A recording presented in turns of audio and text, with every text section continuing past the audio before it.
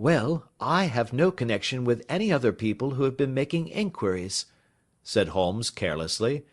"If you won't tell us, the bet is off, that is all.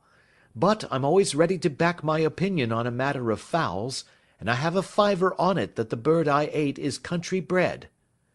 "Well, then, you've lost your fiver, for it's town bred," snapped the salesman. "It's nothing of the kind." "I say it is."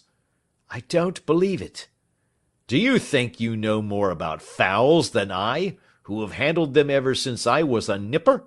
I tell you, all those birds that went to the Alpha were town bred."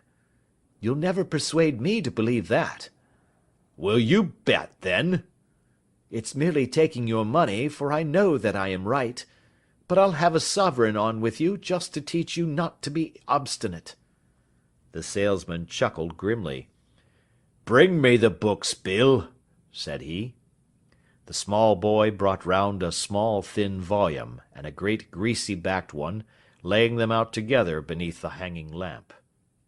"Now then, Mr. Cocksure," said the salesman, "I thought that I was out of geese, but before I finish you'll find that there is still one left in my shop. You see this little book?" "Well?" "You see this other page in red ink? Well, that is a list of my town suppliers. Now, look at that third name. Just read it out to me."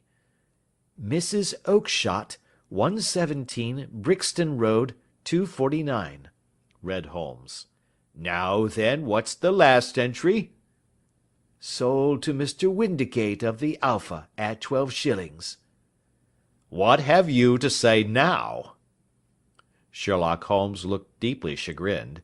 He drew a sovereign from his pocket and threw it down upon the slab, turning away with the air of a man whose disgust is too deep for words. A few yards off he stopped under a lamp post, and laughed in the hearty, noiseless fashion which was peculiar to him. "When you see a man with whiskers of that cut, and the pink 'un protruding out of his pocket, you can always draw him by a bet," said he. "I dare say that if I had put £100 down in front of him, that man would not have given me such complete information as was drawn from him by the idea that he was doing me on a wager. Well, Watson, we are, I fancy, nearing the end of our quest,